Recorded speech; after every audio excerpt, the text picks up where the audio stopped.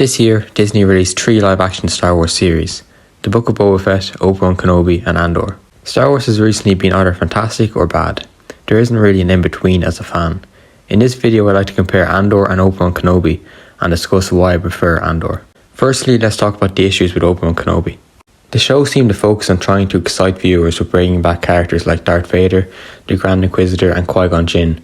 Book of Boba Fett did the same thing with Luke Skywalker, Mando, Ahsoka, and Cad Bane. It's focusing too much on nostalgia that it struggles to have an intriguing or memorable plot.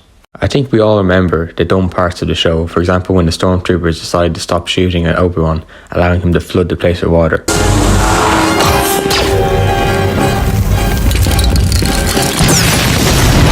Then you had the fact that Disney still doesn't understand how lightsabers work. Then you had the fact that stormtroopers are complete idiots in the show.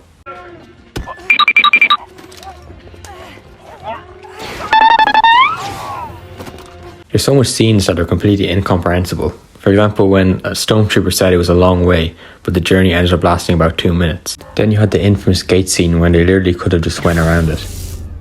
Bruh.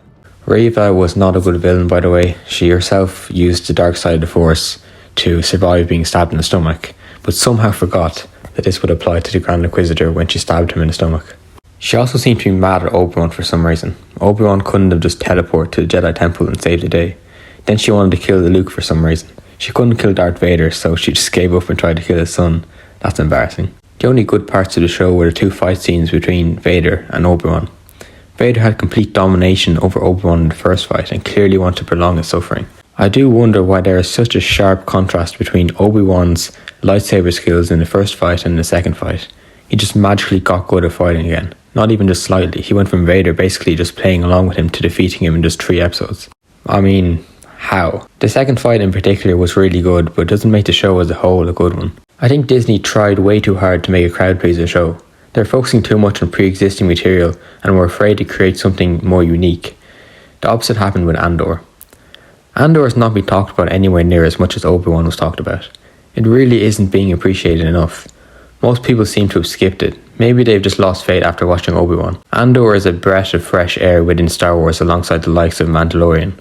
It is an original story with original characters who have original arcs. This show actually surprised me because I did not think Disney would have the balls to make a character like Andor in Star Wars.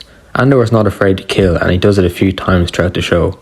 I was really surprised when he shot at that guy who wanted to split the reward with Andor, especially given the fact that they had interacted throughout that episode and the previous episode. I mean, I like when something unexpected happens. You can't really call the Obi-Wan show unexpected. Speaking of the heist, let's talk about the heist. Episode 6 was peak. It was one of the most exciting Star Wars episodes that we've had in a while. When Boba Fett and Fennec Shand were fighting Cad Bane, it really wasn't all that interesting. I didn't really care who won, to be honest. In episode 6 of Andor, I was really rooting for the small team of rebels to successfully pull off the heist. Some of that may be due to the fact that Cassian Andor is a much better written character than Boba Fett, but in general it's to do with the story flowing perfectly. I really liked how much Disney has delved deeper into the Empire and how it actually works. It's more and more reminds me of the likes of the Third Reich or British Empire in real life. I like how they expanded on the Star Wars universe without making it feel forced. Episodes 10 and 12 were also excellent episodes. The prison escape was so exciting. It's sad that Kino Loy can't swim though. Episode 10 was honestly so close to a perfect episode. My only complaint about Andor is this guy. What a simp. But that is it. I have no other complaints. This show is amazing.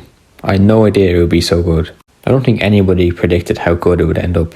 But it is honestly my favourite live action show that Star Wars has released. Better than Mandalorian in terms of enjoyment in my opinion. This show has made me actually somewhat excited for the future of Star Wars. Andor's actual themes and a message it wanted to send. It was a story about hope and resistance and putting others before yourself like Kino Loy did. All I can hope is that Star Wars continues to make shows like this in the future.